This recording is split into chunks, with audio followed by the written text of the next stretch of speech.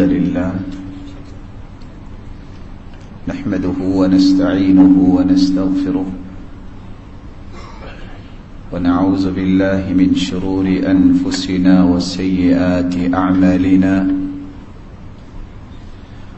من يهده الله فلا مضل له ومن يضلل فلا هادي له وأشهد أن لا إله إلا الله وحده لا شريك له وأن محمدا عبده ورسوله يا أيها الذين آمنوا اتقوا الله حق تقاته ولا تموتن إلا وأنتم مسلمون يا أيها الناس اتقوا ربكم الذي خلقكم من نفس واحدة وخلق منها زوجها وبث منهما رجالا كثيرا ونساء واتقوا الله الذي تساءلون به والأرحام إن الله كان عليكم رقيبا يا أيها الذين آمنوا اتقوا الله وقولوا قولا سديدا يصلح لكم أعمالكم ويغفر لكم ذنوبكم ومن يطع الله ورسوله فقد فاز فوزا عظيما أما بعد فأعوذ بالله من الشيطان الرجيم فاصبر إن وعد الله حق واستغفر لذنبك وسبح بحمد ربك بالعشي والإبكار لائق صد تکریم سامعین مکرم، اللہ ذوالجلال جو ہم سب کے خالق و مالک ہیں، جس کا احسان عظیم ہے کہ اس نے ہماری رشد و ہدایت کے لیے جہاں نوشتہ ہدایت قرآن مجید کو نازل کیا، وہاں اس فرقان حمید کی ایک ایک آیت کو کھول کھول کر بیان کرنے کے لیے کائنات کی سب سے اعلیٰ، ارفع اور اسما ہستی محمد الرسول اللہ صلی اللہ علیہ وسلم کو مبعوث فرمایا۔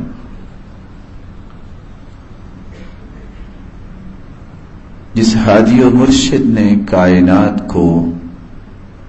زندگی کے حقائق سے آگاہ کیا، اور جس نے اس آگہی کو حاصل کیا، اللہ ذوالجلال نے اسے کائنات کے لیے مشعل راہ بھی بنایا اور جنت کے وعدے بھی دیے۔ کائنات کی تخلیق اللہ کی مشیت کے تابع ہے، اللہ کے فیصلے ہیں، اور کائنات کی تدبیر یہ بھی اللہ کے ہی ہاتھ میں ہے، اور کائنات کے اندر خوشی اور غمی، فکر، یہ ایسے پہلو ہیں جو انسانی زندگی کا ایک حصہ ہے۔ ایک وقت انسان بہت خوش ہوتا ہے اور دوسرے ہی وقت انسان کو کوئی فکر لاحق ہو جاتا ہے۔ جس طرح زندگی کے لیل و نہار، تاریکی، اندھیرا اور روشنی اور اجالا ہے، اسی طرح خوشی اور غمی بھی انسانی زندگی کا ایک لازمہ ہے۔ آج اس حقیقت کے متعلق میں گفتگو کرنا چاہ رہا ہوں، وہ حقیقت ہے جس کو سمجھے بغیر انسان کی زندگی نہ تو قرار پکڑتی ہے اور نہ ہی اس میں سکون آتا ہے. اور وہ حقیقت یہ ہے کہ اللہ نے جنت اور دنیا میں فرق رکھا ہے. اگر زندگی کی تمام تر خواہشات دنیا میں ہی پوری ہو جائے اور زندگی میں کبھی اسے دکھ نہ ملے اور جو اس کی تمنا ہو وہ پوری ہو جائے، اگر یہ ہونا ہوتا تو انبیاء علیہم الصلاۃ والسلام کی زندگیوں میں ہوتا، لیکن اگر یہ دنیا میں ہی ہو جاتا تو جنت کی کوئی بھی خواہش نہ کرتا. اس لیے اس حقیقت کو سمجھنا چاہیے. یہ زندگی کے چند ایام، یہ حیات مستعار، اس میں خوشیاں بھی آتی ہیں اور اس میں غم بھی آتے ہیں، فکر بھی لاحق ہوتی ہے، بیماریاں بھی آتی ہیں. کبھی انسان کو کس طرح کی تکلیف سے دوچار ہونا پڑتا ہے. الغرض کٹھنائیوں کے باوجود اسے اللہ کے ساتھ جڑے رہنا، یہی اس کے ایمان کی بلندی کی ایک دلیل ہے. سیدنا ابو ہریرہ رضی اللہ تعالی عنہ روایت کی راوی ہے، رسول اکرم صلی اللہ علیہ وسلم نے فرمایا، اگر کوئی شخص یہ خواہش رکھتا ہے کہ وہ اپنی پہچان کرے کہ اس کا اللہ کے ہاں مقام کتنا ہے، تو اس کا بڑا ہی آسان طریقہ یہ ہے، من اراد ان يعلم ما له عند الله فلينظر ما لله عنده. جو یہ جاننا چاہتا ہے کہ اس کا مقام رب تعالی کے ہاں کتنا ہے، وہ اپنے دل سے پوچھے اللہ ذوالجلال نے جو اس کے بارے میں فیصلے کیے ہیں ان فیصلوں پہ اس کا دل مطمئن کتنا ہے. جتنا وہ اللہ ذوالجلال کے فیصلوں پر اطمینان رکھتا ہے، مطمئن ہے، خوش ہے، اتنی ہی اس کی بلندی اور رفعت اللہ کے ہاں ہے. اس لیے ہر وقت انسان کو اللہ ذوالجلال پر خوش رہنا چاہیے اور اس کا شکر بجا لانا چاہیے. قرآن مجید کی 3 آیتیں جو اس ضمن میں پیش کرنا چاہ رہا ہوں، جن 3 آیتوں کو سمجھنے کے بعد میری ناقص دانش کے مطابق انسان زندگی کی اس حقیقت کو سمجھ لیتا ہے اور شکوہ اور شکایت اور فرسٹریشن کا شکار ہونا، اس طرح کی باتوں سے اپنے آپ کو بچا لیتا ہے. سب سے پہلی آیت جو اللہ عز و جلال نے اس ضمن میں اتاری ہے، وَمَا أَصَابَكُم مِّن مُّصِيبَةٍ فَبِمَا كَسَبَتْ أَيْدِيكُمْ وَيَعْفُو عَن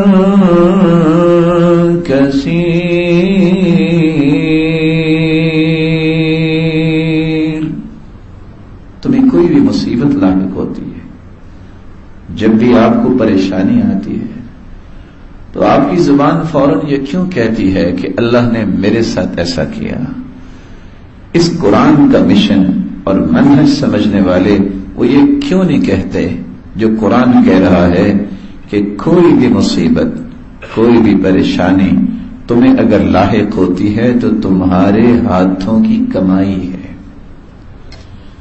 تمہاری غلطی اور کوتاہی کا نتیجہ ہے. ایک چور اگر فیصل آباد داخل نہیں ہوتا تو کس نے اس کو روکا ہے فیصل آباد نہ آئے؟ وہ چوری کر کے بھاگا ہوا ہے. وہ ایسا نہ کرتا جس طرح بقیہ مسلمانوں کی عزت ہے اس کی بھی عزت ہے. ایک شخص اللہ عز و جلال کی عبادت کے لیے سر نہیں جھکاتا اور پھر کہتا ہے میں پریشان ہوں، جو رب کے سامنے جھکنا نہیں جانتا وہ اللہ کی عطاؤں کو سمیٹنا کیسے جانتا ہے؟ اس لیے کسی بھی مصیبت کا اصل محرک جو ہے وہ انسان کی اپنی ذات بھی ہوتی ہے. دوسری جگہ اللہ عز وجل نے ایک اور فیصلہ دیا ہے جس میں بہت بڑی تسلی بھی ہے، اور مسلمانوں کے لیے چونکہ اسلام نے تسلیاں ہی دی ہیں، ان کو بہت ساری تکلیفوں کا سامنا جو ہوتا ہے حقیقت میں وہ تکلیفیں نہیں ہوتی، ان کو اللہ اپنے قریب کرنا چاہتا ہے. ما اصاب من مصیبت فی الارض ولا فی السماء الا فی کتاب من قبل ان نبرأها ان ذلك على الله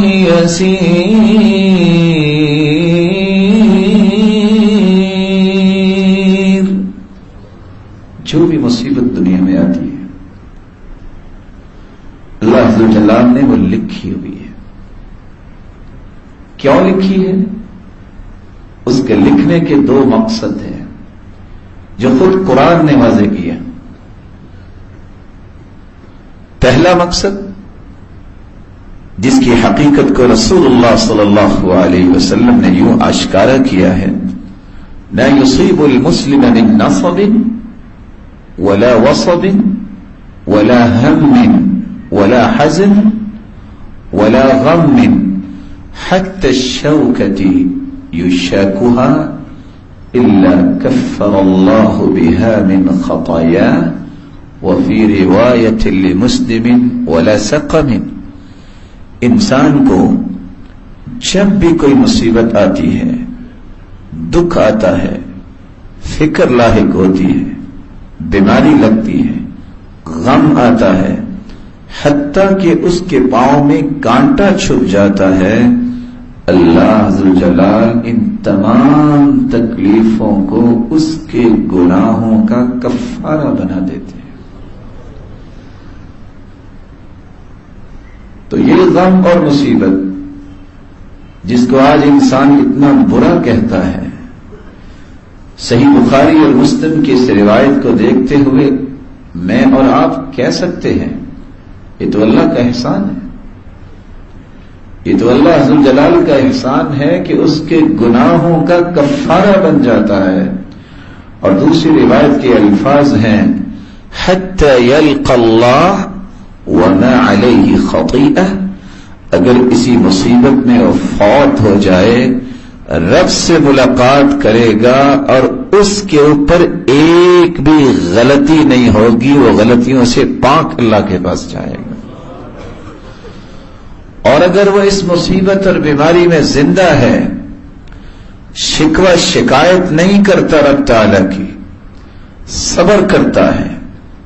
تو رسول اکرم صلی اللہ علیہ وسلم کا فرمان ہے،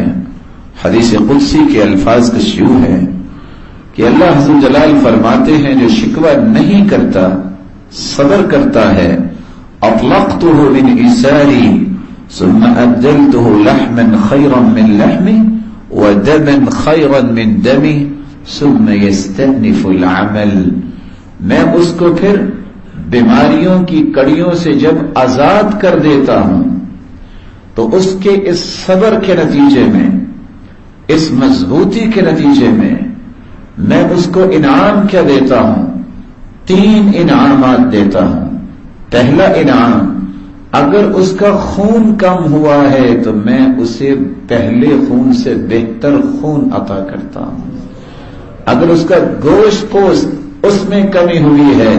تو میں اس سے اچھا اسے گوشت اس کے جسم کا بنا دیتا ہوں. ثم یستأنف العمل، اور گویا اس دن اس نے اپنی زندگی کے اعمال کو دوبارہ سے شروع کیا ہے. بیماری پہ صبر کیا، دکھوں مصیبتوں پہ صبر کیا. یمشی علی الارض ما علیہ خطیئہ، ایک روایت میں آتا ہے جب وہ زمین پہ پہلا قدم رکھتا ہے چلنا شروع کرتا ہے تو وہ زندہ انسان نہ جانے اس کی 40, 50 اور 60 سالہ زندگی ہے، جتنے گناہ ہوتے ہیں رب تعالیٰ اسے معاف کر چکے ہوتے ہیں۔ اور دوسری روایت کے الفاظ ہیں فَحِينَئِذٍ يَقْعُدْ لَا ذَنبَ لَهُ، اگر وہ اٹھ کے بیٹھ جائے تو اس پہ کوئی گناہ نہیں ہوتا۔ یہ لیٹا ہوا انسان فَإِنْ يَقُومُ مِنْ مَضْجَعِهِ، اگر بیٹھنے کے بعد اٹھ کے کھڑا ہو جاتا ہے تو چونکہ اس نے صبر کیا، اللہ کا فیصلہ سمجھا، رسول اکرم صلی اللہ علیہ وسلم کا فرمان ہے کہ یوم ولدته امه من الخطایا، اس کے کھڑے ہونے کی دیر ہے، اللہ نے اس کو خون بھی اچھا دینا ہے اور اس کو گوشت بھی اچھا دینا ہے، اور آج سے اس کا عمل کیسے شروع ہو رہا ہے؟ جس طرح اس کی والدہ نے اس کو جنا تھا گناہوں سے پاک، اسی طرح ہی آج اس کی زندگی دوبارہ ہو گئی۔ ما اصاب من مصیبت الا باذن اللہ ومن یؤمن باللہ یہد قلبہ واللہ بکل شیء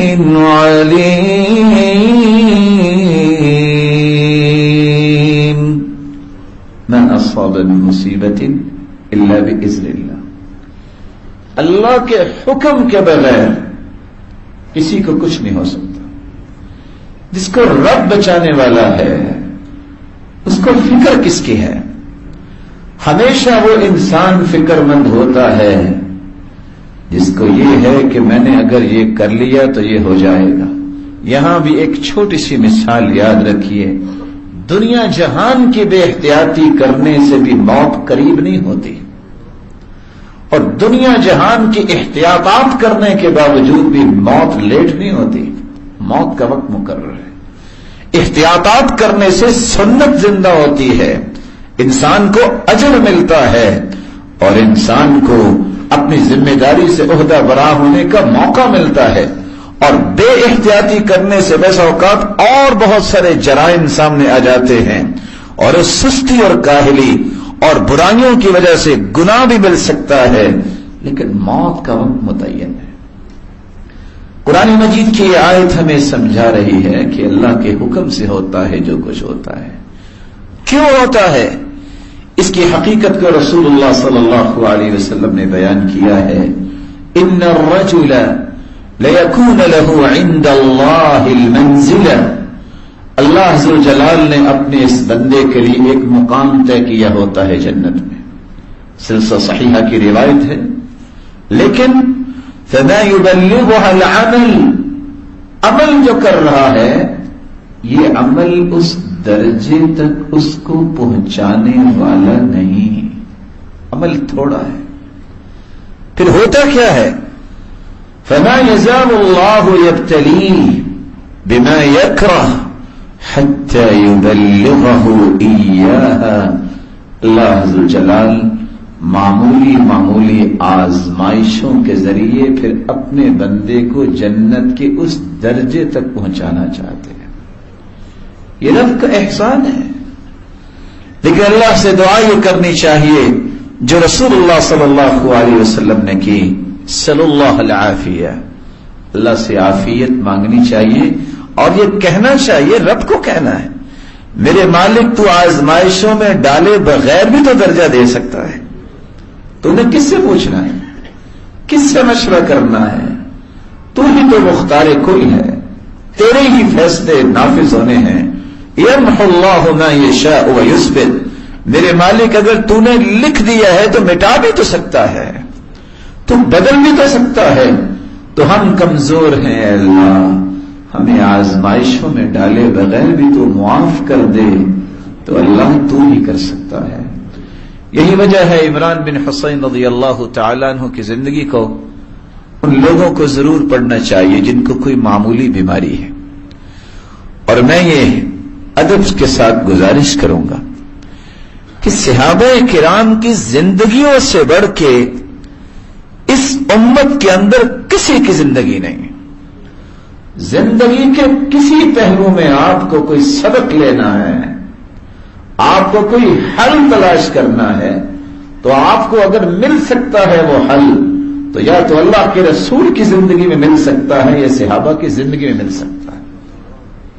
عمران بن حسین رضی اللہ تعالی عنہ جو 30 سال بیماری میں مبتلا رہے، 30 ایئرس،